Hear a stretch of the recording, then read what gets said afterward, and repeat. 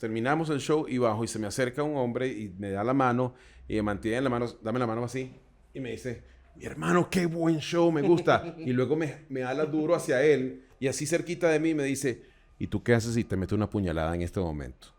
Pasaron otras cosas y que nos dieron claras señales, ni siquiera señales, evidencia de que estábamos en peligro. Y yo dije, no, yo no puedo darle la oportunidad a este régimen que me arrebate lo único que tiene sentido en mi vida, que es mi familia. Buenos días, buenas tardes, buenas noches. No importa en qué momento estén viendo esto, señores, bienvenidos a otro episodio de Creando directamente desde Medellín. Y con este episodio, señores, estamos iniciando la segunda temporada. Y qué mejor invitado para arrancar la segunda temporada con una persona que admiro mucho, que le tengo mucho cariño, comediante, actor de doblaje. Y para usted de contar las actividades que hace este hombre, por favor, un aplauso para el señor Chris Cisnero. ¿Cómo estamos, Chris? Gracias. Bueno, Orlando, gracias por invitarme al espacio, al podcast. Sobre todo por traer tanto público, la gente. Fue difícil controlar la parte de seguridad, del acceso. La fama, las cosas. Sí, cierto. Señor Chris, empecemos con la comedia. ¿Cuántos Cuéntame. años haciendo comediante? Bueno, oficialmente desde 2014, oficialmente. Y hay una historia extraoficial y oscura de unos casi 4 años antes de eso. O sea que, si sumamos todos, son casi 14. Pero si metes también las partes intermitentes de mi vida, porque me he dedicado a muchas cosas en diferentes momentos, casi como hacer el anclaje o enmarcarlo en lo que dijo Jerry Seinfeld sobre las etapas de un comediante. Primero haces reír a quien conoces y familiares. Luego a los desconocidos. Después ven que eres bueno para hacer reír a los desconocidos y te pagan por hacer reír a desconocidos. Ese es el tercer nivel. Y el cuarto nivel es que ya eres tan famoso o tan bueno. Puede ser que no famoso, pero O tan bueno. influyente. O influyente, que la gente repite partes de tu rutina en conversación. Te vuelves, digamos que un meme. ¿Cómo descubriste esa primera parte? ¿Hacías reír a tu familia, a tus compañeros? Mi mamá me cuenta que una de las primeras cosas que yo aprendí a hacer fue robar cosas de la cocina. Se nota. Se nota. O sea, evidente. Pero que hacía era llegar hasta el lugar donde había parte de una batidora, una de las aspas o batidoras, lo tomaba y lo emparejaba con un cordón de un vestido y tomaba eso y lo convertía en un micrófono. Y entonces yo hacía un show en la sala. Entonces el show podía ser que era un reportero descubriendo alguna cosa que pasaba en la calle, o cantando, o entrevistando. Me le acercaba a mi mamá, a mi abuela o a mi papá y les decía, entonces, ¿cuál es su nombre? ¿Cómo se llama? No se ría. Lo primero que aprendí a decir, creo que a entender, es que si no es comedia, no te rías. Y si es comedia, ríase. Ok. Pero no mezcle las dos. O sea, no me mezcle las dos. Yo creo que por ahí empezó y siempre fui un fan. Soy parte también de esa generación de, no es que no me criara mi familia, pero madre trabajadora, papá también que estaba en la calle. ¿Y qué pasa? Pues La televisión. Abuela que se apoya en el televisor. Entonces la abuela lo deja a uno viendo televisión. Y mientras no habían nacido mis hermanos, entonces yo era hijo único con mi niñera TV. Y eso empezó como esa relación de conectarme siempre con los dibujos animados, con la animación. Bueno, sabes que en Venezuela, los años que tenía el programa Sábado Sensacional, cuando realmente era cuando era sensacional. Entonces es como sábados vergonzosos. Y ver toda esa dinámica de la programación que realmente estaba diseñada, tenía que ser muy creativa para mantenerte pegado a ella. Con la única razón de venderte, claro, por la publicidad. Pero ahí uno comienza como en esa primera exposición a ver cómo puede funcionar la parte. Una de las cosas que más me fascinaban eran los Muppets, por ejemplo. Okay. Los Muppets y de hecho en algún momento mi sueño fue ser un Muppet. No, ya eso no tenía yo que pedirlo. Ya vino equipado para eso. Lo único incómodo es que le metan la mano a uno. Es como muy incomodito. Pero creo que el sueño era convertirme en uno de los que manejaban los títeres. Porque para mí, sí era una ilusión, era mágico, pero para mí nunca fue extraño descubrir, son hombres allí con una mano dentro. No, eso siempre fue normal. Anécdota, ya en el colegio estaba Alf. No hay problema, en su apogeo. Y yo tenía compañeros subnormales que creían que Alf todo el tiempo era una persona disfrazada. Ok. Entonces, ahí es donde uno dice, ¿realmente toda vida es valiosa? Porque, o sea, ¿cómo hay gente que realmente va a pensar? No, cuando aparece de acá para arriba, es un títere. Cuando camina, es o un niño o un enano. No puedes entender eso. Ahora me vas a decir que Yoda también es una persona real. Un viejito, pobrecito. Entonces, bueno, mira, fíjate, en un momentito te hice referencia a muchas cosas que yo crecí con ellas y crecieron conmigo, y aún hoy, a los 49 años, siguen siendo sumamente importantes para mí y referentes de lo que hicieron en cuanto a formar mi pensamiento. Entonces, por ejemplo, siempre me gustaba identificar los actores de voz. Y así como yo sabía que los Muppets eran personas manejando esas cosas, podía identificar cuando un actor de voz hacía más de un personaje. Y claro, estoy diciendo que a los 9, 10, 11 años ya yo sabía, ay, mira, le cambiaron la voz a Pedro Picapiedra. Ah, mira, le cambiaron la voz a tal o cual personaje. Y amigos, si yo se los comentaba, para mí eso era una novedad. ¿Se dieron cuenta que ahora Pedro habla con una nueva voz? ¿Qué? No se dan cuenta. También personas que uno dice, deberías estar viviendo. Pero para mí fueron cosas valiosas que cuando te das cuenta, luego del recorrido que he tenido, uno sabe que eran como... Son señales del destino, de que estaba ahí. Exacto, de que iba a terminar combinando todo eso en alguna disciplina artística o algo. Algo iba a pasar con eso. Yo tengo la idea, y haciendo referencia a eso, de que desde niño tenías esas pequeñas luces de creatividad con el arte que estás haciendo ahora o que has desarrollado por varios años. Yo a veces pienso que el arte no lo descubre la persona, sino que el arte se le va metiendo poco a poco a la persona. Hay señales que te va dando el destino, inclusive terceros. En este caso, mira que tu familia jugaba contigo a hacer eso, pero ahí había un gran nivel de complicidad y de creatividad. Total. Para alimentar eso que quizás en algún momento te serviría. Y lo logró. Total. Porque yo creo que ese elemento de complicidad, me gusta mucho esa palabra. Creo que tiene una carga negativa por muchos años que se ha mal utilizado. Claro. Pero debe haber una buena complicidad, una positiva complicidad para poder fomentar esos intereses que tempranamente se van desarrollando o tú los vas notando. Entonces, para nosotros el humor, el sarcasmo, el chiste, los juegos de palabra, las imitaciones, siempre fue un código de comunicación. Más que, vamos a hacerlo. Entonces, a veces uno como que pasaba por el inadaptado, el medio paria social, porque era difícil conseguir a alguien que conectara con ese sentido de humor o con esa manera de interpretar la vida. Pero cuando conseguías a alguien así, la amistad va de una a otro nivel. Es como que te saltas 3, 4 niveles y dices que ya, prueba superada, ahora amistad completada. Y yo creo que en eso entra mucho la cultura popular, lo que tú estabas hablando ahorita de las series animadas, sí, y de todo lo que tenga que ver con la televisión, que los primeros intereses que comparte un niño obviamente son los juguetes, pero los juguetes usualmente pertenecen a algo de la cultura popular, sí, ya sea un Power Ranger o un Transformer o lo que sea. Después el deporte, pero también está dentro de la televisión ver a Messi, ver a Maradona, lo que sea. Y todos esos intereses que la cultura popular nos bombardea en forma de entretenimiento, al fin y al cabo también genera como un nexo emocional y de complicidad con otros individuos. Ahora te pregunto, cuando ya empezaste con algo de raciocinio entender, ok, tengo un talento, tengo una habilidad, ya sea de hablar en público, ya sea de hacer reír, ya sea de imitar una voz, ¿cuándo lo descubriste y te diste cuenta, ok, hay algo aquí? Mira, yo creo que hay una combinación peligrosa que puede retardar o retrasar el proceso de desarrollo de algún talento, y es cuando tienes inseguridades, pasas por situaciones difíciles y que te van llevando como que a alimentar más al síndrome del impostor que a la confianza en tu propio talento. Y eso me pasó a mí por mucho tiempo. Por mucho tiempo fui muy introvertido, fui muy tímido o difícil como para iniciar interacciones con gente y conversar y todo esto.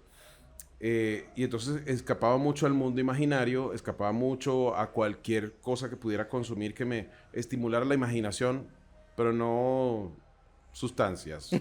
Hablamos de medios, entonces bien sean libros, películas, la Claro. música. Para mí uno de los escapes fue la radio.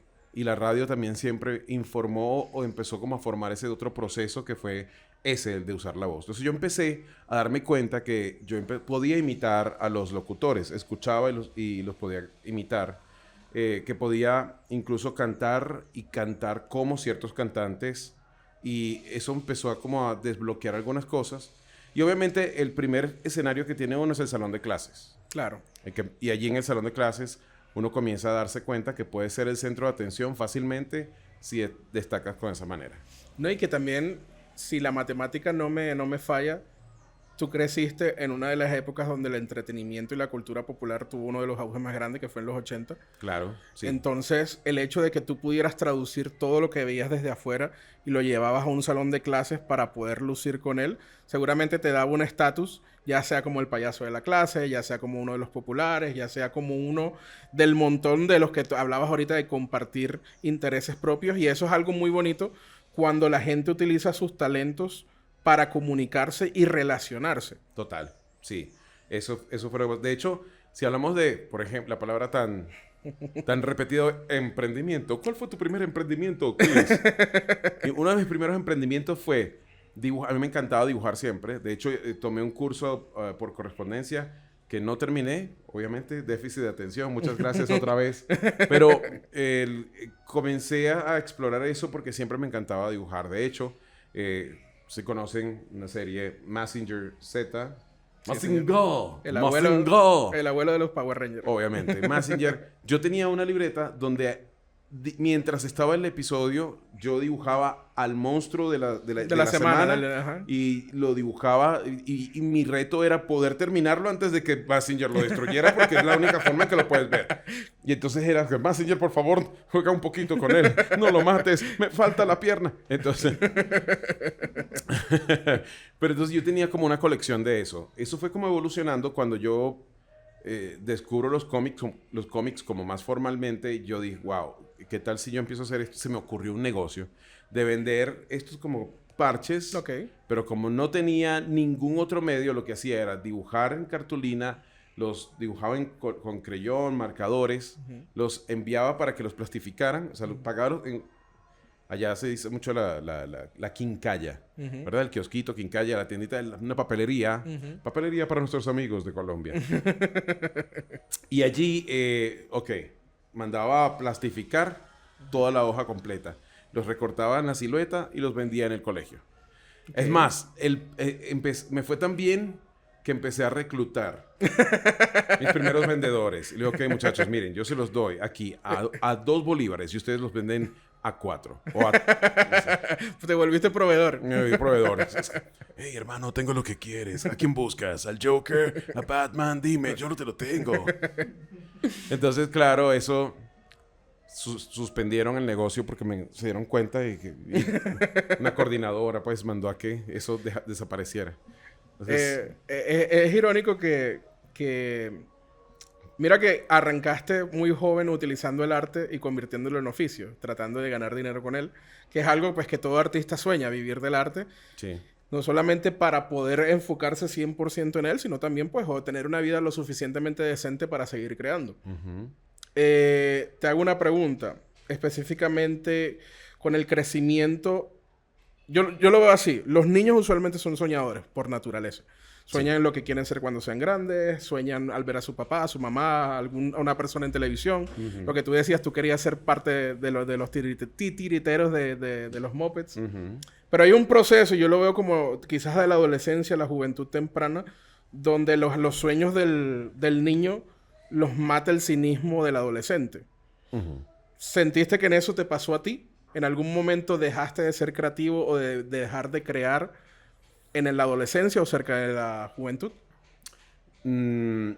Afortunadamente no, pero sí estaban pasando cosas en mí y alrededor que yo no entendía y no sabía cómo manejar. Por ejemplo, yo siempre fui un buen estudiante hasta ya casi finales de digamos, de la etapa secundaria.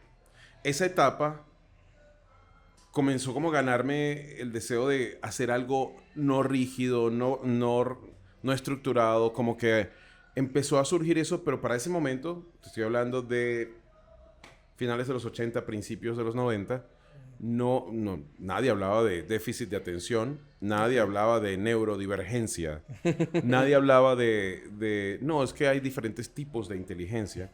Entonces siempre fui un excelente alumno hasta que luego empecé como que a tener como un desapego como por la formalidad de la educación, ¿no? Y entonces cuando vi que mi perfil y por mis notas yo podía entrar a ser ingeniero, o que de hecho hicimos el curso preuniversitario de ingeniería junto con un amigo, tomamos el examen, entramos en la facultad y no me presenté el primer día del curso. ¿Por qué? Porque dije, no, esto no es lo que quiero.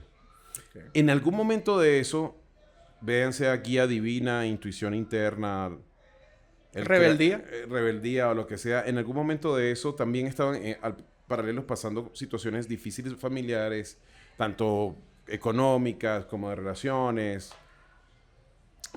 Creo que volví a encontrar la pasión por, en particular, los cómics cuando me di cuenta que existía una escuela de cómics a la que yo podía ir y estudiar y graduarme y estudiar específicamente eso. O sea, mi sueño era que mientras mis amigos todavía estábamos en contacto y nos íbamos a reunir, y ellos hablaban de que no podían, cálculo me va a matar.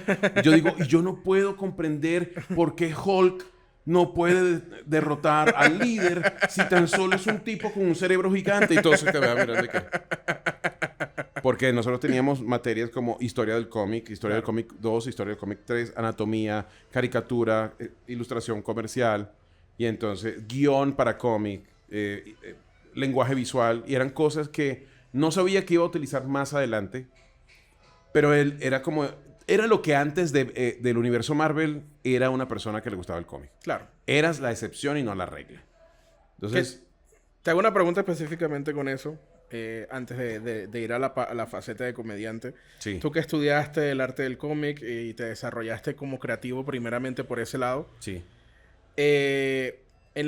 Hablamos de los 80, 90, lo acabas tú de decir. Eso era lo extraño, era el raro. Muy posiblemente eras el extraño de tus amigos. Sí. El que se iba a morir de hambre, el que iba... Seguramente críticas tanto dentro de la familia como por fuera. ¿Te puedo decir algo específico de eso? Una anécdota. Tenía mi novia, que hoy en día es mi esposa, y uno de mis cuñados, él no sabía que íbamos a ser cuñados para toda la vida, pero uno de mis cuñados le dice a ella... Y la siente y conversa con ella. Mira, y Chris cree que va a vivir de muñequitos toda la vida. ¿Y crees que él va a hacer plata con eso? ¿Cómo es que te va a mantener? Claro, yo ahora soy papá y entiendo el punto de vista de él, ¿no? Pero bueno, sí. No todo el tiempo con muñequitos, pero con el arte he podido sacar adelante a la familia. Yo creo que esa es la ventaja que tienen generaciones nuevas. De que personas que en ese momento fueron los outsiders, los que vilipendiaban, los que trataban mal por los gustos, por su pasión por desarrollar un arte, y que demostraron de que sí es posible, quizás no una vida de millonarios, pero una vida en la que puedes mantener varios hijos y una familia estable, simplemente por la visión de tu creatividad y la forma como te desarrollas con ella. Eso es lo que le va a dar más oportunidad a nuevos padres, a nuevas familias, a decirle a un niño, ok, ¿qué quieres hacer tú? ¿Tú quieres ser youtuber? Ok. Perfecto. Pero ¿qué tipo de contenido vamos a hacer? ¿Qué necesitas? ¿Cómo vas a arrancar? ¿Tú quieres empezar a dibujar cómics? Ok, vamos a meterte en un curso. Vamos a desarrollarte como tal. Creo que la creatividad, en este momento donde el entretenimiento es tan masivo, donde nos bombardean con entretenimiento, uno de los episodios que grabamos, que va a salir después de este, fue con Tuto Londoño, y estábamos hablando de... Él mencionaba de que hay mucho entretenimiento y que a veces el mismo entretenimiento nos bombardea tanto que no nos damos cuenta de las cosas que pasan alrededor. Que eso es muy cierto, pero al mismo tiempo el entretenimiento puede convertir a ese niño que le gusta dibujar, saber que tiene un futuro vendiendo cómics, porque el entretenimiento le va a dar para poder sustentar su arte. Entonces, esa lucha entre qué es lo masivo y lo personal es una lucha que tiene todo artista y que personas como tú, que lo vivieron en una época anterior a las generaciones nuevas, son los que marcan ese trazo. Ahora, te pregunto con tus hijos, porque hablaste de tu familia. Ellos al ver un papá creativo, un papá que usa voces, un papá que sabe dibujar, un papá que sabe pararse en una tarima, ¿les costó trabajo entender que su papá no tenía un trabajo como los demás? Sí, yo creo que, bueno, la que más les costó creo que fue a mi hija mayor, ¿no? Porque no necesariamente costarle porque tenía conflictos, sino porque ella, como toda niña sincera, procesa su verdad y la puede comunicar de formas que a veces la gente no va a comprender. Ejemplo, un día estábamos en Barquisimeto, ¿sí? Donde vivíamos. Mi hija pequeña, que hoy en día es la mayor, tiene 27 actualmente, tendría en ese momento, estaba pequeña, tendría como ¿qué? No sé si 5 o 6 años. Estábamos en el carro de alguien y nos llevó a hacer algo, una vuelta. Yo salgo, bajo del carro y se queda mi esposa, mi hija y esta persona que nos está haciendo el favor de llevarnos, acompañarnos a hacer un trámite. Mientras yo salgo, dice, entonces cuénteme, ¿y qué hace su papá? Dice, no, mi papá no trabaja. Mi papá no hace nada, no tiene trabajo. Claro, ella estaba diciendo en su mente, mi papá trabaja desde casa, mi papá no va a una oficina, mi papá hace otra cantidad de cosas que los demás papás de repente no hacen, pero ¿cómo procesaba ella? Mi papá no hace nada, o sea, mi papá no trabaja. Claro. Entonces le pagan por otra cosa. Entonces, bueno, sí ha sido extraño. Pero cuando escuchas comentarios de amigos de mi hija, por ejemplo, que dicen, ay, y tú no puedes alquilar a tu papá, o sea, porque es que tu papá es como es demasiado, aquí como dice, ay, no, es muy bacano tener un papá así. Entonces, el arte de diferentes expresiones y formas siempre ha estado presente en la casa. Mis hijos tienen cultura general porque sí entendemos que es importante, pero también saben diferenciar cuál personaje es de Marvel y cuál personaje es de DC. Y saben Si no, no comen. Si no, no comen. Y saben muy bien entre cuál de las dos deben escoger y hacia dónde debe ir su parcialidad. No voy a decir para quién, pero para DC. Pero sí, vivimos en un tiempo, yo creo, y me gusta eso que haces mención de la década de finales de los 70, 80 completos y tal vez la primera mitad o todos los 90. Fue muy creativa, ¿verdad? Toda esa época, todo ese paréntesis de esos, digamos, 25 años. Y yo creo que también tiene que ver con... había un bombardeo de medios, pero también existía como nuevas tecnologías y se estaba abriendo a un mundo que necesitaba, o una industria que necesitaba muchas ideas. Lo que está pasando ahora es que estamos viviendo, así como en el mundo, que se necesita reciclar para que el mundo pueda seguir, estamos viviendo una época de demasiado reciclaje de ideas. No combinación. Creo que separar eso. Tú combinas, recombinas y mezclas y obtienes algo original porque le aportas tu toque. Pero vivimos en algo que es reciclar, o sea, repetir las estructuras y las ideas. Y por eso están los remakes eternos de Hollywood, por eso está... las secuelas, exacto, los universos cinematográficos. Toda la vaina. Entonces, pero creo que también tiene que ver con cómo estamos expuestos a todo el tiempo estímulo continuo. Entonces, estoy leyendo un libro que me encanta, me gusta mucho el enfoque del autor. Él se llama Alan Reed, es británico, y escribe un libro que se llama El músculo de la imaginación. Él propone que todos podemos desarrollar la imaginación, la creatividad, la innovación, pero el problema es que estamos sobresaturados de no solo información, sino de estímulos. Él dice, le tenemos un miedo horrible al aburrimiento. Y la gente no le gusta aburrirse, por eso tienen que estar constantemente estimulados, pero no se dan cuenta que los momentos de genialidad están en el aburrimiento. No sé si te ha pasado, pues. Sí, la necesidad es la madre y la inventiva, y cuando estás aburrido, estás sin hacer nada, y es donde la imaginación. Si el niño no tiene juguetes, se imagina un mundo donde no los necesita. Entonces, eso es muy cierto. Y algo que tú hablabas de la repetición y la repetición de contenido o de historias o algo por el estilo, creo que lo puedo conectar con la comedia. Te cuento por qué. Porque siento que la comedia es lo único que te permite una visión completamente individual.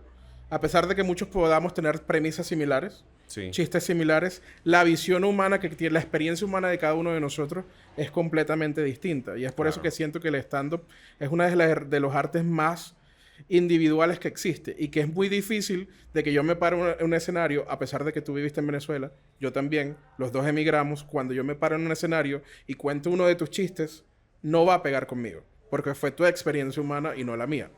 Conectándolo con la comedia para que entremos ahí, ¿cómo pisaste tu primer escenario de comedia? ¿Cómo llegaste a ese mundo? Y me interesa mucho saber cuál fue la experiencia de ser un comediante en esa época y ese boom de comedia que pasó en Venezuela. Mira, yo creo que la primera oficial, y va a sonar como muy raro el contexto y todo, fue la experiencia que inició todo. Fue por allí en 1996, sí, 96. Para ese entonces yo era parte de un grupo de jóvenes de una iglesia. Planean un campamento y vamos a una zona de la costa de Venezuela, la costa central, de playas y todo, pues, Higuerote. Ok. ¿Verdad? Para los que conocen Higuerote. Y hay un resort, campamento. Entonces, la verdad es que estaba casi a punto de quebrar y lo que estaban era alquilándolo para cualquier evento que la gente organizara. Cualquier vaina que usted se lo quiera, véngase. Pero tenían entonces muy poco personal, tenían instalaciones que estaban ya muy feitas, casi que el vigilante, una cocinera y el mismo vigilante limpió el baño.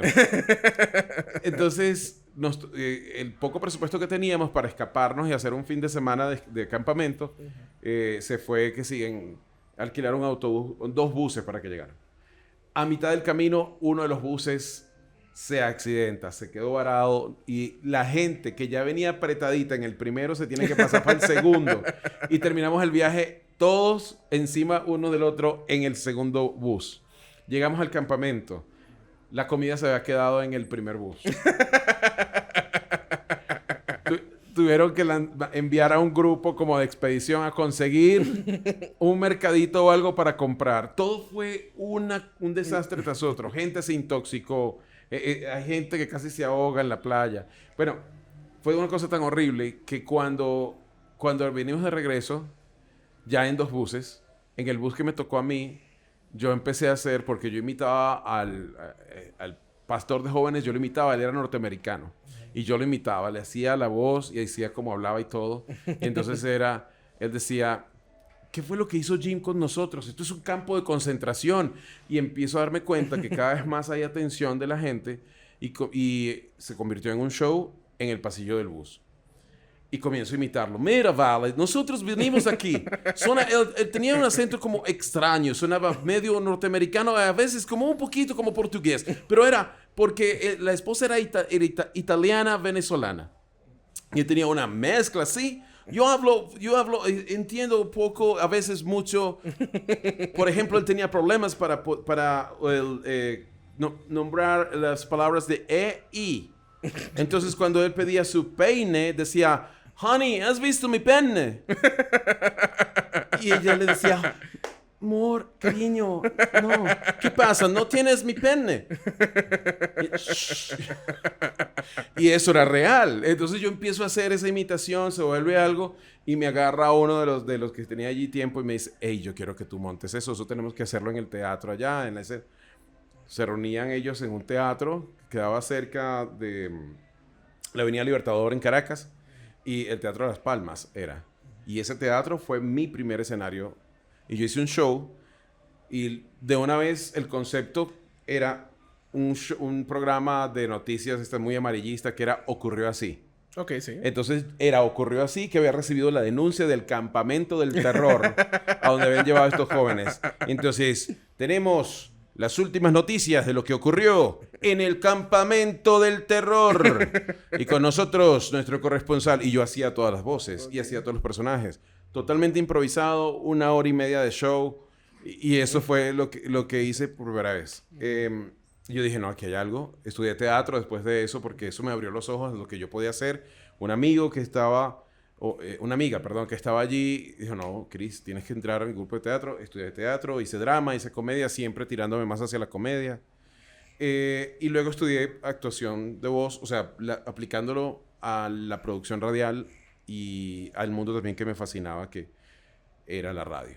Pero eso fue lo que comenzó. Eso, te estoy hablando del año 96 y de allí hasta el 2010, donde alguien me contrata ya como escritor creativo para que yo escriba un monólogo, pero era dramático. Yo analizo el tema, era un evento para una conferencia. Ok. Y yo digo, mira, no lo iba a presentar yo no lo iba a interpretar. Yo digo, mira, yo creo que el tema que van a tratar no cuadra con algo ni dramático ni reflexivo, sino con algo de comedia.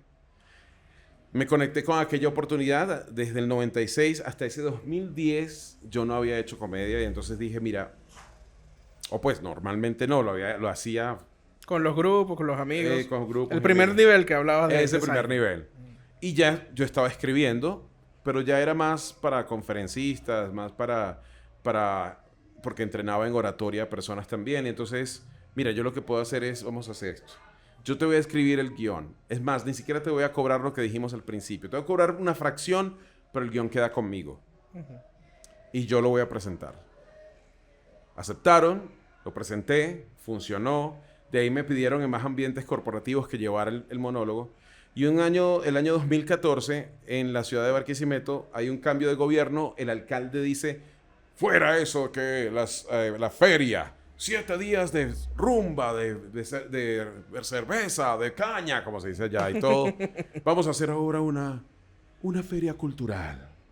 Y de hecho sí lo hicieron. Y el gran presupuesto que se llevaba de repente traer a la ciudad a Juan Luis Guerra y a grandes figuras y números musicales, por decirlo así, se convirtió en pequeños conciertos de jazz, de bossa nova, de jazz fusión latino, de salsa, de clínicas de música, clínicas de teatro, shows itinerantes de teatro, un ambiente cultural bien bonito.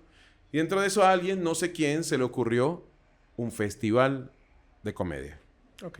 Y presentaron y abrieron una convocatoria. Yo me inscribí porque mi esposa me dijo, si no te inscribes, tienes un problema conmigo. Y por supuesto, escogí sabiamente. Me inscribí, pasé la selección, pasamos a semifinales, pasamos a finales y gané el primer premio. ¿Recuerdas con quién participaste? ¿Gente que todavía esté activa en el mundo de la comedia o no? Sí, participé con ya muchos que emigraron. Por ejemplo, hay un venezolano que actualmente él está en Perú. Daniel... Ay, Daniel, me va a matar porque no me acuerdo de Daniel. Esto lo editamos y luego ponemos un pedacito donde sí me acuerdo. Ponemos la foto aquí. Dani, excelente comediante y está haciendo vida de comediante y como creativo también, escritor creativo para agencias y todo, está en Perú actualmente. Pero desde esa generación que empezamos a hacer comedia por producto de ese festival, ya casi todos abandonaron Venezuela. Entonces de allí gente y productores me dijeron, hey, pero usted es bueno, venga a trabajar. Entonces me dieron oportunidad sin tener experiencia previa de hostear. Y comencé a hostear shows. Y de allí también a presentarme. Y comencé a acumular horas de vuelo, minutos, chistes. Y entonces luego vamos a ponerle formalidad a esto. Tomé el taller de Rubén Morales, estando allá. Ayudé a organizarlo. También otros talleres. Hasta que terminé haciendo un diplomado de humor. El primero que se hacía en Venezuela. Aquí hay uno en Bogotá muy reconocido desde hace muchos años ya, pero para Venezuela era la primera vez que había una alianza entre una universidad prestigiosa como era la Universidad Católica Andrés Bello y la Escuela de Humor, y se juntaban para ofrecer esto, una oportunidad para profesionalizarte. Claro. No digo que no somos profesionales, no somos, sino que darle un poquito más de respeto también al gremio, también al arte, al trabajo. Exacto. Y yo creo que es un estímulo también porque es una oportunidad, porque es que nosotros lo hacemos siempre. De hecho, recuerden, este miércoles pasado, bueno, cuando vean esto hace tiempo o hace... No sé cuándo van a salir esto. No sé cuándo va a salir esto. No sé cuándo va a salir esto. Pero recién que estuvimos en un show y compartimos, estábamos en el, como dicen los gringos, en el green room. Entonces, detrás, en Camerino, conversábamos cosas muy interesantes. Eso siempre pasa. Yo creo que es un gremio demasiado bonito porque yo no sé si pasa con ingenieros, con médicos, que cuando se sientan a conversar, oye, recuerde que usted sabe cómo es el procedimiento de la traqueotomía, ¿cierto? No, y el otro día que extraje este corazón de una manera, sí, ¿cómo lo hiciste? No, mire, ¿por qué pensaste? ¿Cómo llegaste a ese procedimiento para coger el corazón con esa mano? Yo no creo que se hablen así, pero nosotros sí. Claro. Nosotros decimos, mire, tengo un tiro, una línea sobre esto, y entonces nos compartimos eso. Ay, le hubiese puesto eso, le hubiese hecho esto otro. Y a veces hay como una generosidad que va como implícita en el gremio de la comedia. A veces nos sale mal el tiro porque habrá uno por allí roba chistes y que termina robándole la idea. Pero me gusta mucho que me lo dijo alguien en Venezuela en una oportunidad. Me dijo, mira, el gremio de la comedia es tan bonito que se autorregula. Es como que se autorregula. Bueno, es como que si tenemos un sistema de defensa, como las células T y glóbulos blancos. Entonces, la misma comedia va sacando, encapsula y retira a aquellos que no tienen realmente el espíritu de compañerismo, de generosidad, de... ¿Complicidad? De complicidad. ¿Cierto? Claro. Entonces, el que roba chistes le puede bien por 1 año, 2 años, 3 años, 10 años y puede ganar mucha plata, pero algún día se va a quedar solo. El mismo gremio lo va a dejar allí. Él va a terminar como que a la deriva, bien. Y lo peor es que como va a estar a la deriva, ni siquiera va a tener contacto con gente a quien robarle chistes. Suele pasar, sí. Entonces eso. Entonces yo creo que, como tú dijiste, si uno tiene una opinión muy personal, porque la opinión es, eso realmente son las opiniones. Yo recuerdo un profesor que decía, por favor, cuando levante la mano y vaya a intervenir, no diga yo opino. A mí me parece. Quiero decir. Estoy pensando. Eso es ya implícito en el hecho de que quiere opinar. Y opine con una verdadera opinión. Diga, no me gusta esto, sí me gusta esto. Y eso es lo que hace el stand-up, ¿cierto? Entonces, ofrece esa oportunidad, pero también, bueno, para pisarle los callos a ciertas personas que tienen como una sensibilidad. Pero el viaje de un comediante, de una persona, el viaje mío, yo siento que aún con estos 14 años, porque... Ha habido etapas, hay momentos donde he tenido que pararlo porque a veces no podemos vivir de la comedia ni vivimos del arte.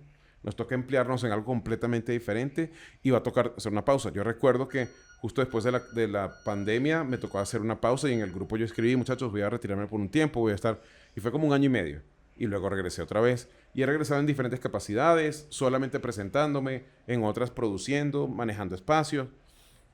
Pero yo creo que la comedia no te va a abandonar nunca. La creatividad nunca te va a abandonar. Y la creatividad nunca se va a ir de ti.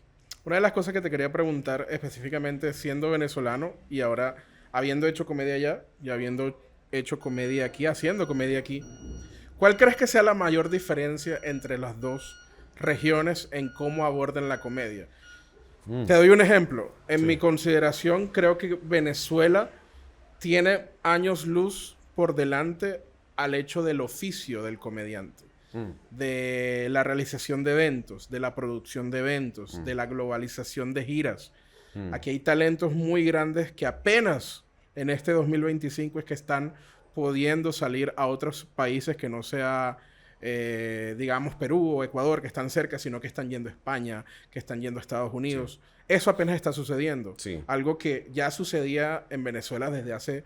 Yo diría hasta hace 10 años, con comediantes como Laureano Márquez. Y para usted de contar, ¿cómo ves otras diferencias? ¿Ves algunas? ¿Ves unas donde Venezuela tiene algo de ventaja o desventaja versus la comedia colombiana? Creo que pasan varias cosas o factores que pudieran influenciar o darte claves de por qué pasan esas diferencias. Te voy a poner el ejemplo del deporte nacional de los dos países. Para Venezuela es el béisbol. Para Colombia el fútbol. ¿Verdad? Y no es el fútbol a nivel normal, es el fútbol religión. ¿Por qué? Porque y tienen razón. Son países que tienen no solamente muy buenos equipos y ligas nacionales, sino que su selección, como la selección de todo país que se siente orgulloso de su selección, ha tenido la oportunidad de competir a gran nivel. ¿Verdad? Entonces es muy difícil para ese tipo de países decir, no, no vamos al mundial. O escuchar que algunos días, tal vez vamos a... No, no, no. Hay que ir. Hay que ir porque sí. Y normalmente terminan yendo porque sí, pues son buenos. El béisbol para nosotros sí es eso. Y también tiene que ver entonces con cuáles son las principales fuentes de influencia, digamos, de cultura popular y digamos, también la manera de entender una cosmovisión, tanto en negocios como en la estructura social y etcétera. Influenciados muchísimo por la producción petrolera y por la presencia de compañías norteamericanas, ellos fueron los que impulsaron el béisbol. Claro. Impulsaron las escuelas de béisbol, los talentos que empezaron a salir, pasar de allí a grandes ligas, toda esa historia. Había un nexo más directo con Estados Unidos y con la industria, y la globalización creo que llegó primero a Venezuela que a Colombia. Así como cuando preguntas, hey, ¿ustedes vieron tal o cual serie animada o serie de película y tal? No, o tales películas aquí no se escucharon y no, la gente no creció con ellas. Eso te va demostrando ciertas cosas. Entonces, la forma de entender la comedia también, como es muy contextual para cada país, era muy afín a Estados Unidos. Otra cosa que creo que influyó y ha sido una escuela para nosotros en particular fue Radio Rochela. Contar con Radio Rochela, programas como el Show de Joselo también, como Bienvenidos. Pero particularmente el primero de todos, Radio Rochela, que si no hubiese estado Chávez, estuviera hoy en día al aire. Claro. Y sería pues Saturday Night Live, como sigue hoy existiendo, sería Radio Rochela. Pero fue la cuna de muchos actores cómicos y comediantes que también en algún momento decidieron, mira, bien sea porque no les pagaban suficiente, porque llegó el momento de la crisis, tengo que salir a la calle. Y entonces cuando yo llego acá a Colombia hace casi 7 años, 2018, el primer golpe que uno siente es que fuera de Bogotá, el poco desarrollo de espacios específicos para comedia. Y que llegarle tú con la idea a un dueño de bar, a un dueño de restaurante, a un dueño de lo que sea, de un espacio que le estás proponiendo, ay, quiero hacer comedia una vez a la semana. ¿Qué? No. ¿Pero de dónde? ¿De Sábado Felices? No. Estos son comediantes emergentes, comediantes que vienen, que tienen... ¿Y cómo funciona eso? ¿Y cuánto me va a costar? Ya no. En Venezuela, para el momento en que salimos, a pesar de la crisis, era todo lo contrario. Espacios de comedia, bares incluso siendo remodelados y rediseñados para acomodar la comedia y gente en busca de comediantes. Te escribían por Instagram. Hey, usted es comediante, usted hace shows, puede venir, le ofrezco tanto, ¿cuánto me cobra? Vamos a trabajar. Porque ya sabían que era una fuente no solamente de negocio, sino para atraer gente y crear un público. Porque conocemos que los picos grandes del entretenimiento siempre son los momentos de estrés nacional, de situaciones difíciles, económicas, sociales, políticas. Entonces, allí se disparan el entretenimiento. Entonces, para Venezuela, con todos los ciclos que teníamos y los problemas incluso económicos y la tendencia a usar mucho el humor coloquial, creo que eso predisponía a que existiera una cultura donde fácilmente se recibía. Comenzó con el cuentachiste y el personaje, pero luego evolucionó hacia el stand-up un poco más puro, hasta encontrar de repente su primera forma. Entonces, lo primero fue encontrar esa disparidad de repente de posibilidades y espacios donde se hacía comedia. Segundo, la comedia era como, dependiendo de la región, una evolución del cuentacuento, del repentismo o del cuentachiste. Entonces, aquí tienen un legado increíble en el repentismo, que es la trova, en el cuentachiste. La cuentería. Y la cuentería, que es la narración oral o el cuentacuento. Entonces, hay una rica herencia que termina fusionándose cuando se empieza a ver que, bien sea de fuera o los nombres grandes de Bogotá, sean que originalmente empezaron como comediantes o eran actores o eran personalidades o cuenteros y migraron hacia el stand-up y entonces fusionaron en un estilo muy particular. Entonces, lo que sí ocurre es que acá hay muchas avenidas y muchos lugares por donde llegarle. Claro.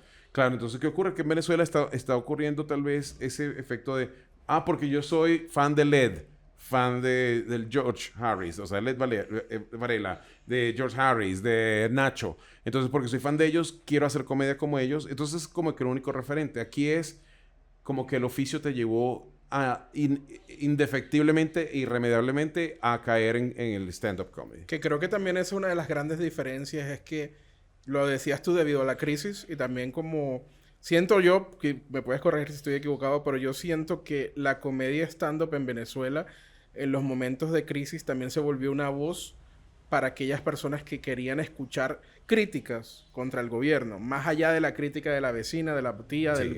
sino una crítica con ingenio que te hiciera reír y que al mismo tiempo te recordara, hey, las cosas pueden mejorar. Pues el ejemplo que podemos poner, aún antes de la manifestación de esa, del arte de stand-up comedy, la comedia con stand-up comedy, están, te pongo las gaitas, en la gaita como crítica social Claro, con humor. claro, sí. Entonces estaba ese medio, las parodias, había grupos buenísimos, como el caso de Folibergue de Taquititá o el Medioevo, que hacían canciones de humor, Protesta, de protesta, comedia, con comedia. con comedia. Igualmente te mueves hacia ya voces que utilizan la fuerza del humor para atacar al poder y aquel que está abusando del poder. Claro, cuando ya comienzan a perseguirte y específicamente te toca salir del país. Yo recuerdo claramente dos situaciones que me pasaron a mí.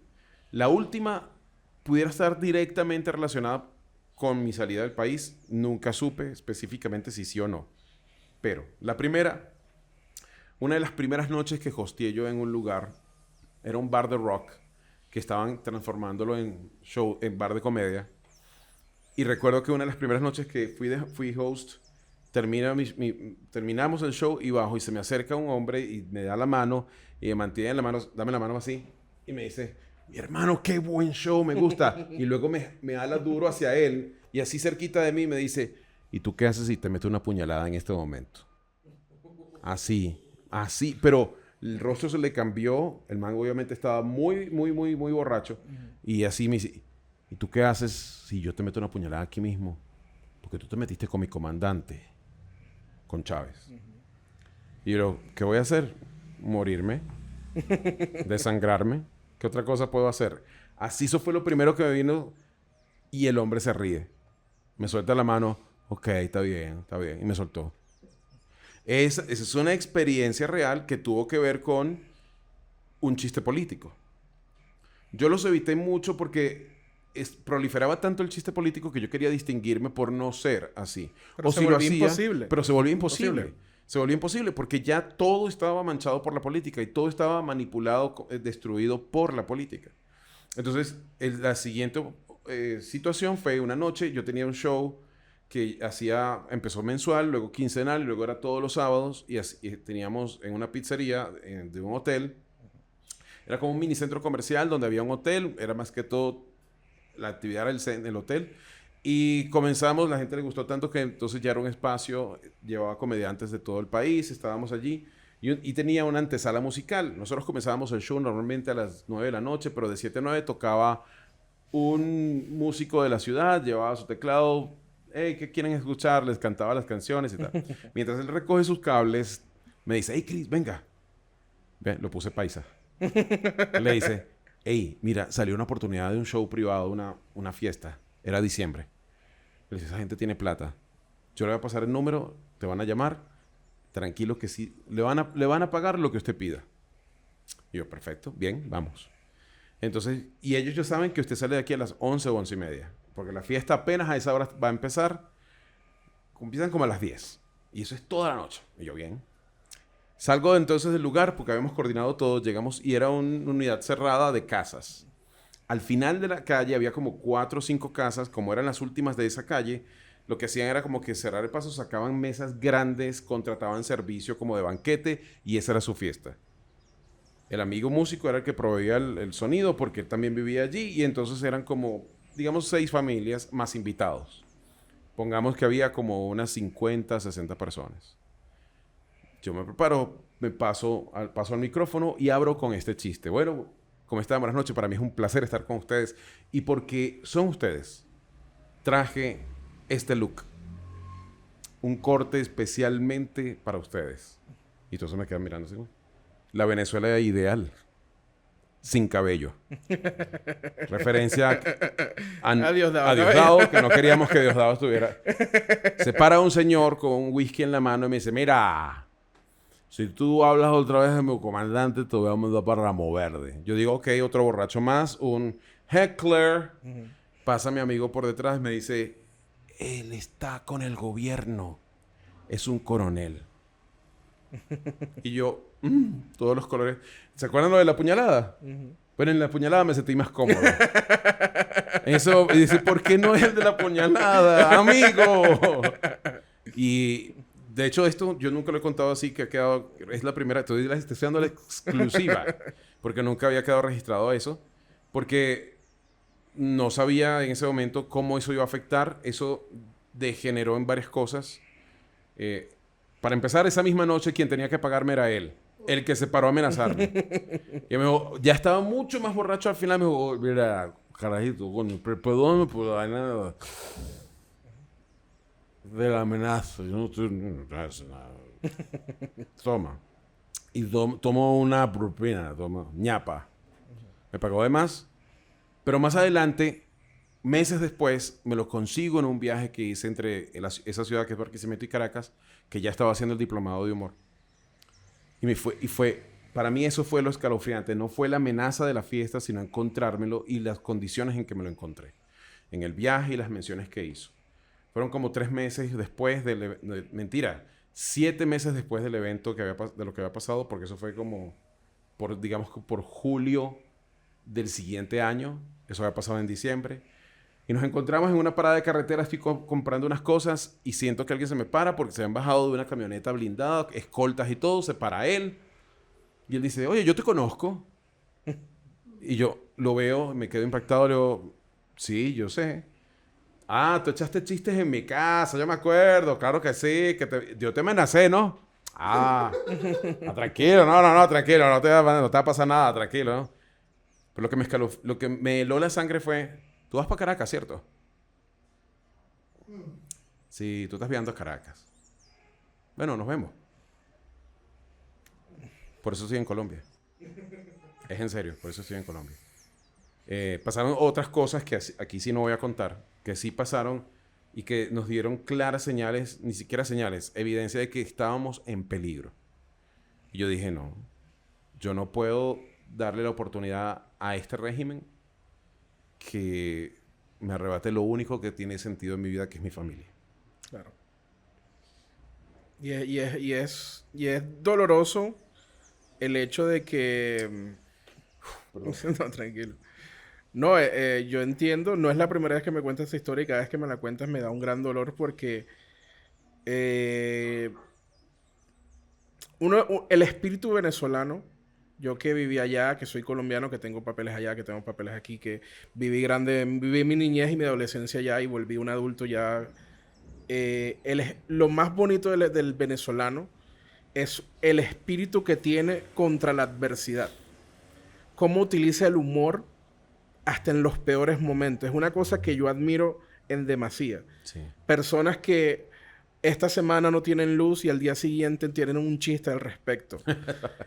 Es increíble. Sí. Muchas veces hay debates y he escuchado por internet de que no, si los venezolanos no tuvieran eso, estuvieran mejor. Yo a veces me pongo a pensar, pero si no lo tuvieran, ¿cómo sobrevivirían? Entonces, así como el colombiano en un momento vivió tanta tragedia con la guerrilla, con el paramilitarismo, y se convirtió, digamos, en un ente trabajador, o se convirtió también, en otro lado, en un creador de personajes como Jaime Garzón. El hecho de que sea tan reciente lo que esté pasando en Venezuela y que ya está afectando a tanto grupo de artistas que tuvo que emigrar, ya sea en condiciones como la tuya, que fue por un peligro, o por otros porque simplemente no pudieron desarrollar el arte, es una prueba más de que el espíritu venezolano para crear cosas positivas a través de lo malo es increíble. Y creo que por eso en este momento... Sin lugar a dudas, apartando a los mexicanos, siento que los grupos de comediantes más exitosos de Latinoamérica son venezolanos. Yo creo que así como el humor es contextual, el éxito también. Yo creo que tiene que ver en qué medida o con qué estás comparando. Y por eso mismo me gusta como dices, mira, para Colombia, el gran éxito de Colombia y la victoria más grande de Colombia, yo luego de estar aquí. Porque al entrar no entendía, yo lo puedo entender desde fuera. Es como cuando tienes unos vecinos. Al pasar la calle hay una casa y todas las noches escuchas gritos en la casa. Tú por fuera puedes decir, allá adentro está pasando algo horrible, terrible, pero no sabes realmente qué está pasando. Hasta que un día el vecino o la vecina te lo encuentras abajo, en la panadería, llorando. Y te sientas con él a escucharlo. Y ahí entiendes. Y de repente te invita a su casa y ahí conoces ya. Y ahí lo vives. Escuchar del conflicto, escuchar del conflicto armado, escuchar de la guerra civil de Colombia, escuchar de dos frentes por una o por otra razón, quien crea que tenga la razón, estaba desangrando y destruyendo un país. Y que Colombia todavía exista. Que Colombia siga siendo Colombia. Que en Colombia siga habiendo emprendimiento. Que en Colombia siga habiendo ganas de vivir. Que en Colombia exista una economía vibrante. Gente que tiene ganas de vivir. Eso es ya una victoria. Que no le hayan dado el gusto ni a uno ni al otro. Eso es una victoria. Y que Colombia cada vez está despertando a entender que no son los de arriba los que van a venir a resolverle, sino que somos nosotros que estamos juntos y que tenemos que apoyarnos y darnos y levantarnos. Eso es la verdadera victoria. Entonces, cuando tú dices obviamente de los comediantes exitosos, porque teníamos todo en contra, todo para no serlo. Todo para que no existiera. Censura, persecución, encarcelamiento, torturas. Porque acuérdate que hay varios sistemas. No es el directo, está el indirecto. Entonces está el crimen organizado y el crimen que parece desorganizado, pero que no lo es. Y con eso empiezan a ver, está entonces la tortura psicológica, están una cantidad de cosas allá, pero también existen aquí, porque continúan. A mí me gusta lo que dice Steven Pressfield en el libro La guerra del arte. No el arte de la guerra, sino la guerra del arte. Que dice, todo acto creativo genera una respuesta igual, pero opuesta. Porque la fuerza creativa del universo que tú estás canalizando al ser creativo pone en marcha una resistencia, y él la llama así, la resistencia. Entonces él propone que mientras mayor la resistencia a tu esfuerzo creativo, mayor es el indicador de que eso es algo valioso. Porque la resistencia es la inercia y es ese estado de no hacer nada, de no crear. Se parece mucho a la apatía. La gente confunde cuál es el opuesto al amor, no es el odio, es la apatía. Es la carencia de un sentimiento positivo. La carencia es, no me importa. Entonces, el arte nos mantiene conectados y nos mantiene vivos, nos recuerda que somos seres humanos, nos recuerda que somos diferentes pero iguales. Cuando tú me decías, estás en un escenario y das tu único enfoque, das tu único punto de vista sobre la chancla con la que te pegaba tu mamá, ¿verdad? Claro. Sobre los 3 gritos o las 3 miradas o el único gesto que hacía que se te congelara la sangre y ya tú sabías, no, muchachos, me tengo que meter en la casa, no puedo. O sea, esa única forma no solamente te hace único a ti, sino que también nos conecta a todos y tú digo, no, pero no soy el único. A mí me gusta como alguien lo describe, la risa es el momento de ajá de la audiencia. Cuando el público se ríe es que, no soy el único. Alguien más lo ha pensado. O, sí soy. Entonces, por eso es que me apasiona y respeto y valoro y honro la comedia, el stand-up comedy, porque es una de las pocas artes que combina tantas cosas en uno solo. Es casi como la gente dice, que el séptimo arte y lo elevado que es poder crear una historia, o los autores que escriben un libro y pueden conmover, pero que tú te pares totalmente vulnerable, transparente y como eres. Y sí, es una persona escénica, magnificada, amplificada, modelada, lo que sea. Pero detrás de ese títere estás tú. Y está realmente lo que tú piensas. Te pones vulnerable cuando dices, me molesta, me enoja, me emputa, como se dice acá, cuando la gente se monta al metro, habla por teléfono muy alto y para empezar, cuando salen ya, uno no se entera de cómo termina el chiste. Que en este caso es el chisme. Claro. Y yo digo, ¿cómo? Ya va, ¿con quién se quedó Camila? ¿De quién es el bebé? Señora, venga conmigo hasta la siguiente estación y se devuelve. O sea, pero ahí estás hablando de ti y hablando de los demás. Tú estás criticando a quien no respeta el espacio personal, pero al mismo tiempo te estás exponiendo tú como un chismoso.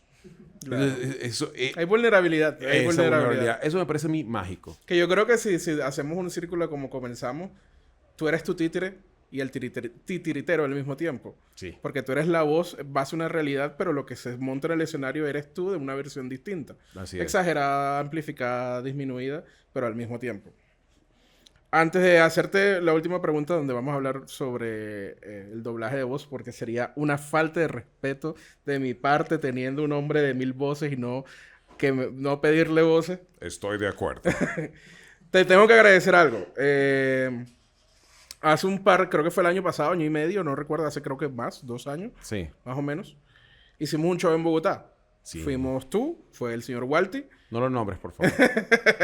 No nombres a Walty. Es mi ex. Te cambió por otro me cambió por otro calvo. Con barba, pero con papeles. O sea, uno nacional. Bandida tenía que ser. Hicimos 2 shows. Por allá llegó el boomerang del chiste. Hicimos 2 shows en Bogotá que fueron unas noches muy bonitas. Sí. Me pareció chévere que algo que me contaste es que la primera vez que fuiste a Bogotá no te fue muy bien. Y esa vez que vimos fue todo lo contrario. Me pareció muy chévere estar ahí para presenciar esto. Pero antes de preguntarte sobre eso, te quería agradecer algo. Y es que hubo un momento donde estábamos como en el hotel donde ustedes se estaban quedando. Sí. Estábamos descansando de haber caminado, de conocer, de comer, no me acuerdo. Y empezamos a hablar de un tema que ahorita lo tocaste, que era sobre la apatía, sobre esa... No recuerdo exactamente la frase, pero se convirtió... Tú dijiste algo que me quedó en la cabeza, que era como que muchas veces disfrazamos el perfeccionismo. O sea, no, a veces disfrazamos la apatía de perfeccionismo. Como por ejemplo, no, yo no voy a hacer eso porque hasta que no tenga los elementos adecuados.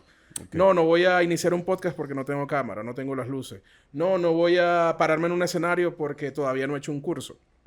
Estábamos hablando de eso, de que muchas veces no nos atrevíamos a hacer cosas porque o nos daba pereza, o nos daba apatía, o por lo contrario nos daba miedo. Y que a veces lo ocultábamos como perfeccionismo. Yo recuerdo esa conversación muy bien porque... No sé si sin esa conversación, pero este podcast no existiría. Porque yo me quedó muy marcado en mi cabeza como que, marica, yo no tengo los elementos para arrancar eso. Pero un momento que me quedó la idea de como que el día que yo lo tenga todo, voy a tener lo que más me falta, que es experiencia. Entonces, en ese momento, mucho más adelante, un par de meses después, llegó Darwin y le dije, hey, desde hace rato, Darwin Caballero, un saludo para él, tengo rato queriendo grabar un podcast. Y él me dijo, bueno, vamos a darle. Y yo... Darwin lo quiero mucho. Y haciendo como un paréntesis, que dentro de tu paréntesis sería un corchete. Una ecuación. Un paréntesis, una llave. ¿Un qué? ¿Producción qué es? Bueno, yo puedo hacer un paréntesis del podcast pasado. Yo también lo quiero mucho. Tú te lo quieres mucho, Darwin. Todos te quieren, Darwin. ¿Cómo haces? Vuelve a Medellín. Yo lo quiero mucho por varias razones, entre ellas, no solamente porque siempre ha sido un amigo y él siempre ha sido muy cercano, porque es también otra palabra muy abusada, que hay palabras muy, muy violadas, hermano. Pero, ay, es cercano. No, cercano es por alguien que da los pasos necesarios para estar cerca de ti. No es cercano cuando tú te le acercas, él se acerca. Y él tomó el primer paso. Yo recuerdo cuando me dio la bienvenida, estábamos en la tienda del humor y él fue el primero que se acercó a mí después de los 5 minutos que me dieron en la tienda del humor, que me invitó al espacio que él manejaba en ese momento para que yo cerrara. Sin conocerme, sin ver nada más que 5 minutos allí, y me dio esa confianza. Recuerdo que mi primer show oficial fue en el espacio que hizo Darwin. Darwin, te queremos. Te queremos. Entonces, para cerrar mi paréntesis, gracias. Y número 2, creo que es importante esas conversas. Los médicos quizás no lo hacen, pero los comediantes tienen que hacerlo. Tienen que hacerlo. Y es por eso que un espacio como este existe, con Gracias. la idea de intercambiar este tipo de ideas. Bueno, primero, llega muy a tiempo tu agradecimiento y la mención porque he estado en un proceso también como de redescubrir muchas cosas. Y a veces uno es bueno para dar consejos y no para seguir los que da a otros. No sé si exactamente fueron las palabras, pero a veces el perfeccionismo se disfraza de miedo. El perfeccionismo se puede disfrazar de procrastinación. Eso. Entonces, procrastinamos y creemos que somos perezosos, que somos tímidos o que tenemos miedo. No. Lo que está detrás es un perfeccionismo. Al mismo tiempo es un orgullo exacerbado porque le tenemos miedo a fracasar. Miedo a presentar una imagen no perfecta. Miedo a no tener todo el conocimiento. Entonces también se mezcla con ciertos perfiles de personalidad donde si tenemos hambre de conocimiento, vamos a estar siempre en modo, no, pero un poco más, un poco. Somos como los vampiros, nunca se sacian. Claro. Y a veces cuando salen al sol brillan.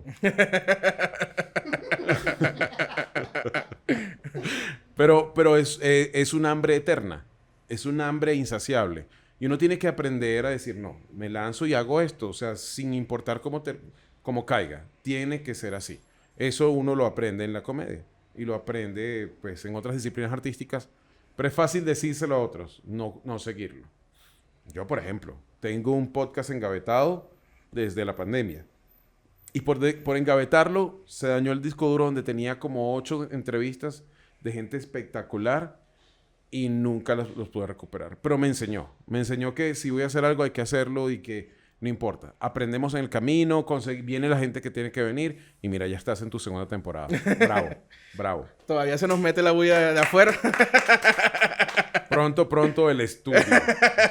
No, la verdad es que es lo bonito de crear. El podcast se llama Creando porque la idea es hablar con personas que viven creando o que quieren vivir creando. O sea, creo que el espíritu de crear es lo más humano y lo más lindo que tiene una persona y que desafortunadamente por presiones de la vida, inconvenientes, problemas o simplemente por miedos o el perfeccionismo que mencionas no nos atrevemos. Uh-huh. Entonces yo siempre mamo gallo de que a este podcast siempre le falla algo. Se le apaga una luz, se le apaga la pila. Algo sucede.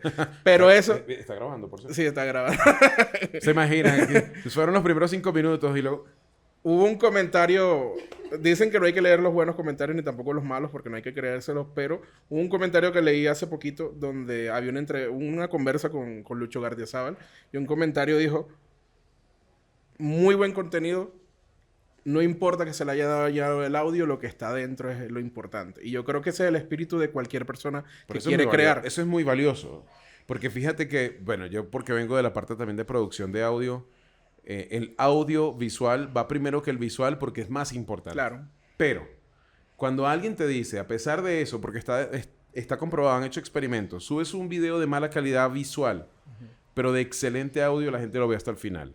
Subes un video de excelente calidad visual, mal audio, pero pésimo audio o con ruidos extraños y artefactos, la gente se desconecta de inmediato. Pero que alguien diga, mira, a pesar del que suena como medio agresivo, pasivo. Pero si es como que te dicen, la pasé muy bien aunque eres gordo. O sea, que ella te diga, ay, qué rica la salida. Aunque ay, eres, si tú adelgazara fueras más lindo. Exacto, aunque eres feo, la pasamos bien, ¿verdad? ¿Qué cosa? Y yo dije, gracias. Bueno, aprovechando que estás haciendo una voz ahí, a mí una de las cosas que más admiro de ti es esa capacidad, porque te soy honesto, me gusta mucho el doblaje. Ajá. Nunca lo haría porque, no sé, o sea, lo respeto mucho. Y yo los artes que respeto mucho, como que prefiero admirarlos desde lejos. No me gustan las películas dobladas. Perdón, es irónico. Pero quiere decir eso que tú no respetas la comedia. Ya, lo saben, quedó registrado, gente. Orlando Palencia no respeta la comedia, por eso la toma en serio. Te quería contar algo. Las películas me gustan obviamente más en el idioma original, en inglés. Sí. Pero obviamente crecimos en los... Bueno, yo crecí en los 90 y obviamente los dibujos animados, las películas de televisión, todas estaban dobladas. Y me pasaba lo mismo que tú contaste, que reconocía una voz. todavía es una premisa de un chiste que nunca he podido contar porque todavía no la he podido desarrollar, era que el trauma que sentí yo cuando escuché a la voz de Goku siendo el malvado de la esclava Isaura y tratando de violar a una persona y era Goku. Miren, funcionó. Por eso están riendo del chiste. ¿Está bueno? Ahí La hay premisa. algo. Y fue realmente por eso. Entonces, pero el desarrollo del doblaje para el latino es tan impresionante y la calidad, a pesar Sí. de que no es muy bien pago, de eso Sí. ya hemos hablado personalmente. Sí. ¿Cómo llegaste ahí? ¿Y qué es lo que te apasiona de eso? Para hacer distinción, la actuación de voz, el doblaje, no es exactamente hacer voces. Imitadores, caracterizadores y gente que tiene buen manejo de la voz, que hace buenas imitaciones, no está ya de por sí calificado para hacer doblaje. El doblaje es una profesión así, como dices tú, un arte que hay que tener respeto y se llega allí teniendo, sí, el trabajo de manejo de voz, conocer cómo manejar la voz, pero también actuación. Pero son varias cosas que se entrelazan. Tienes que ser un buen lector, tienes que tener comprensión lectora, tienes que tener interpretación, tienes que tener la actuación, tienes que saber crear y habitar un personaje y también tienes que tener una técnica específica que es la de lectura, actuación y sincronización de lo que está en pantalla, todo al mismo tiempo, sin perder la cordura. Entonces, bueno, yo llego también por pasión y por admiración de eso, y porque ya estaba haciendo locución comercial y estaba haciendo producción de radio o locución en radio, y porque se abre la oportunidad de comenzar a estudiarlo como tal y formarme como actor de doblaje. Que ya tenía experiencia en actuación, experiencia en comedia, experiencia en locución, y entonces tenía que meter el componente ya como formalmente para unir todo eso, aprender la técnica específica del doblaje y comencé a formarme. Yo tengo que ser, siempre lo digo, y lo digo en los shows y no es comedia, es verdad. Yo nunca he podido doblar nada famoso. Yo nunca participé en ningún proyecto porque precisamente como esto es todo un trabajo de tiempo y de esfuerzo, de empezar de cero, te capacitas, tus profesores empiezan a ver tu potencial, empiezas a rendir bien en tu capacitación, ellos te pueden empezar a recomendar para que empieces a hacer casting, pero los estudios de doblaje tradicionalmente tienen un proceso interno de capacitación. Entonces, ya pasas la preselección y empiezas a ser capacitado dentro. Te empiezan a dar trabajos de solo capacitación. Entonces, aquí vas a hacer un ambiente. Ambiente son las voces que escuchas al final, la segunda, tercera mesa, ¿sí? Empiezas, mesero 1. Bienvenidos. Esa fue tu línea. Ya. Y entonces viene por allí, policía 2. ¡Alto! Que es muy parecido a lo que vive un actor normal. También, exacto. Es ese proceso. Pero entonces tiene que ver con que los directores de casting te pueden empezar a llamar para ver. Es un proceso largo, complejo también.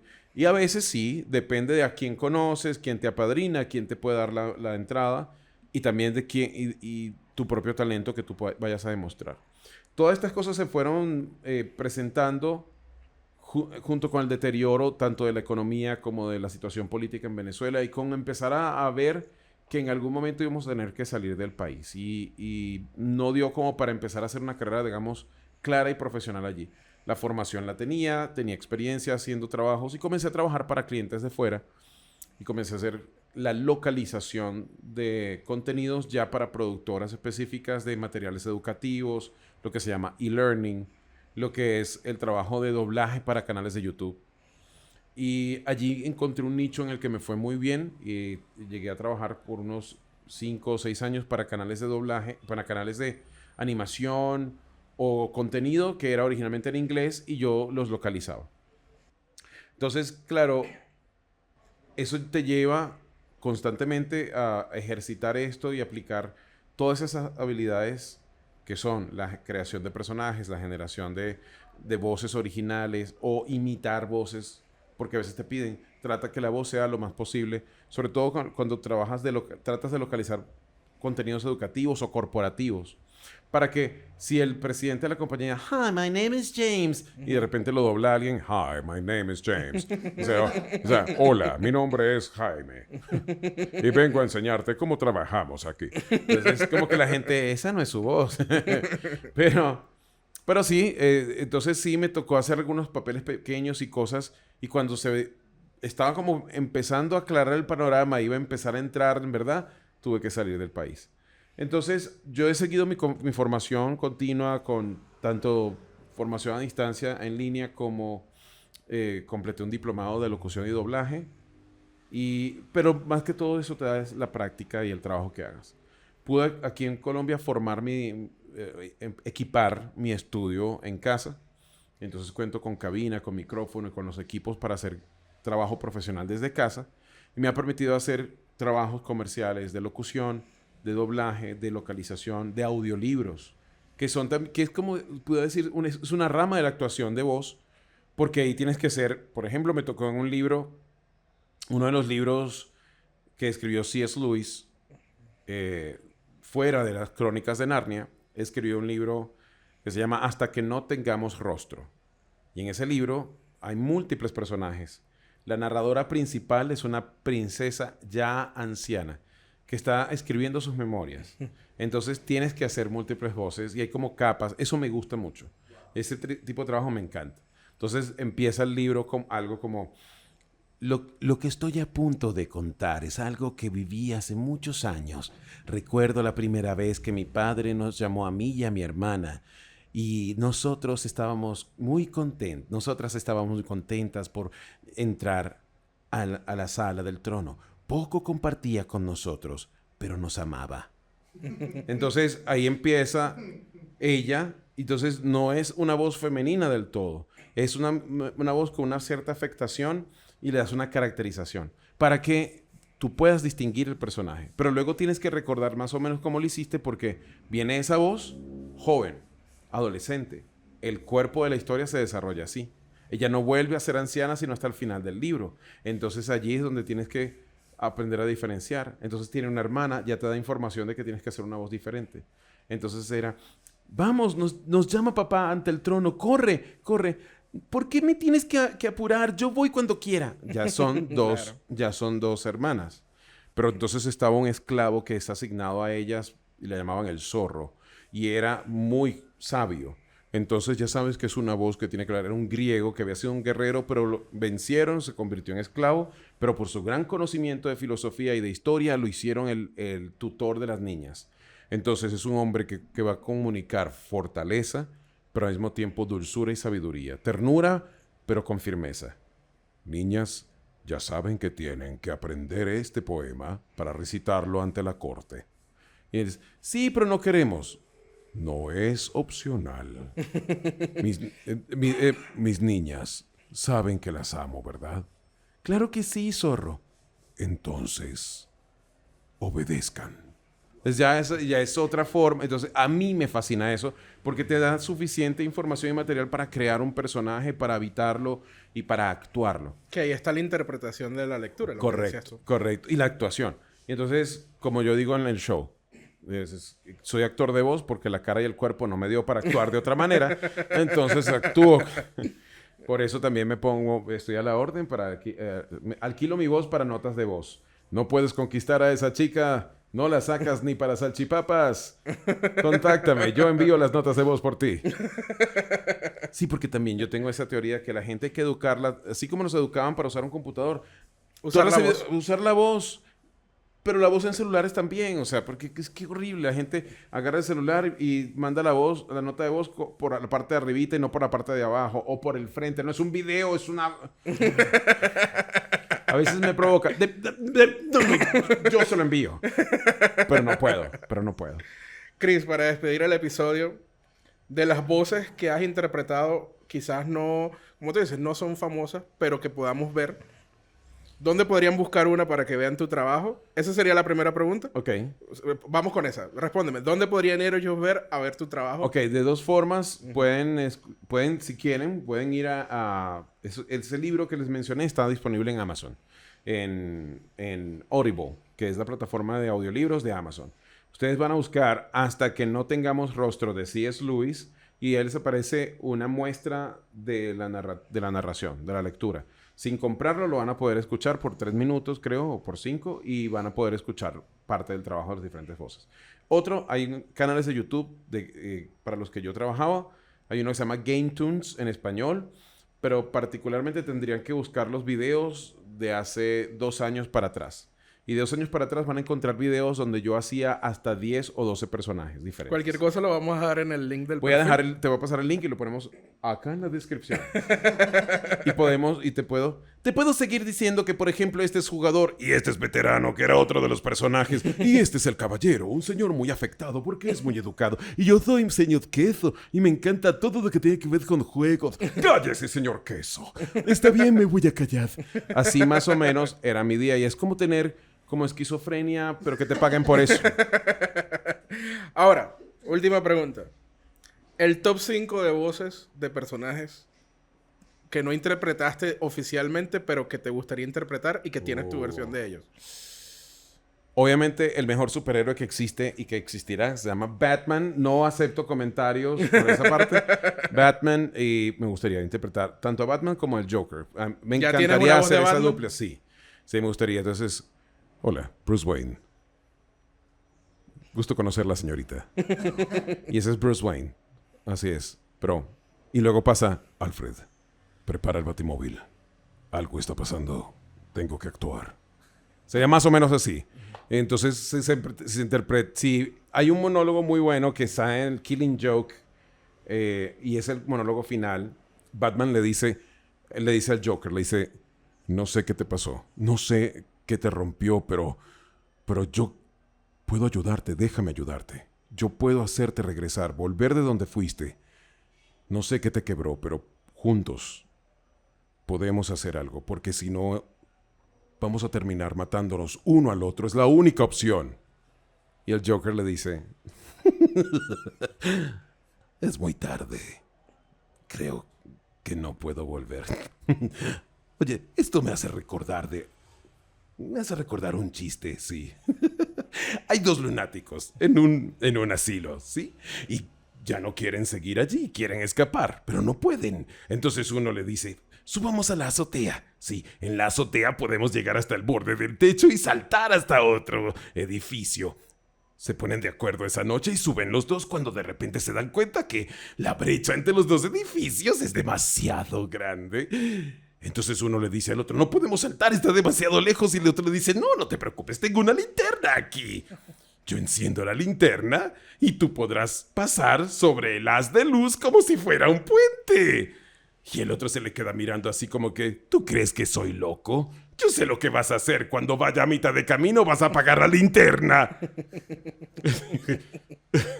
Y esa misma reacción es la que tiene Batman. Batman empieza a reír. Y es el primer momento de toda la historia de los cómics que Batman se ríe con el Joker.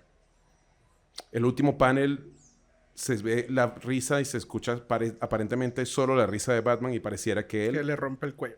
Termina rompiéndole el cuello al Joker. Pero a mí me hubiesen gustado a esos 2 personajes interpretarlos. Yo soy barítono y no soy tan grave como para hacer una voz... digamos, como de Darth Vader, pero me hubiese encantado interpretarlo también, porque es otro personaje, un villano para mí. Bueno, Luke, Obi-Wan no te dijo qué pasó con tu padre. Me dijo lo suficiente. Me dijo que tú lo mataste. No, yo soy tu padre. Eso me hubiese podido gustar hacerlo, pues una cosa. Me gusta esa dualidad, eso de 2 personajes que son como 2 caras de la misma moneda. Me hubiese encantado poder hacer algo así. Bueno, perfecto, señor Chris. Con eso terminamos este episodio. Muchísimas gracias. Para la gente que quiera seguirte, ver tus shows, cuándo tienes fechas, ¿dónde pueden encontrar toda esa información? Genial. Pueden escribirme con el QR que les voy a dejar acá para Bancolombia, para Nequi. Pueden seguirme en Cisneros Comedy, en todas las redes Cisneros Comedy, Cisneros CISNEROS. Los venezolanos saben que son los dueños de Univisión, pero yo no tengo la misma plata. Cisneros Comedy en todas las redes. Y si quieren hasta escribirme, cisneroscomedy@gmail.com. Listo. Muchas gracias, Chris. Muchas gracias a ustedes también por ver otro episodio de Creando directamente desde Medellín, arrancando la segunda temporada. Muchísimas gracias. Nos vemos.